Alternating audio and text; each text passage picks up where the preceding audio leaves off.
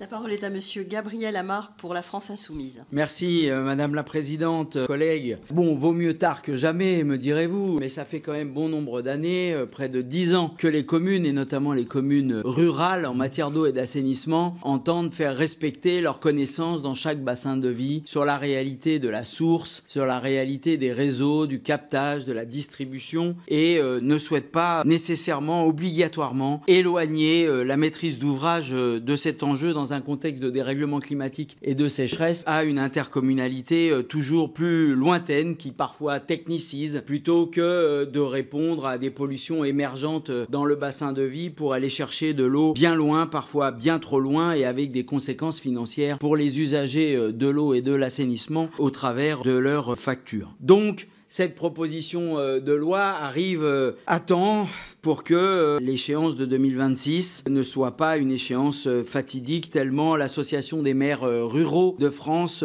a bataillé et a souhaité que la souveraineté communale sur ces questions soit respectée. Le groupe La France Insoumise Nouveau Front Populaire est attaché à la libre administration des communes, donc comprenez que nous soyons pleinement investis et engagés à chaque fois qu'une souplesse est apportée pour que cette liberté communale soit respectée. Mais c'est un peu petit bras comme approche, permettez-moi de le dire, parce qu'il y a tellement d'enjeux auxquels les communes, non seulement urbaines mais rurales, sont confrontées en matière d'eau et d'assainissement qu'il faudrait que nos commissions soient plus ambitieuses. Je pense notamment à la question des modes de gestion qui renchérissent encore trop souvent la facture de nos usagers quand ils sont délégués à des opérateurs privés gourmands. Je pense à l'enjeu des fuites, bien sûr, au taux de renouvellement où il serait temps que notre Assemblée légifère pour qu'il y ait un taux de renouvellement minimum et que notre commission des finances se préoccupe de savoir comment on va accompagner et pas seulement assommer les usagers qui ont à faire face à des renouvellements plus soutenus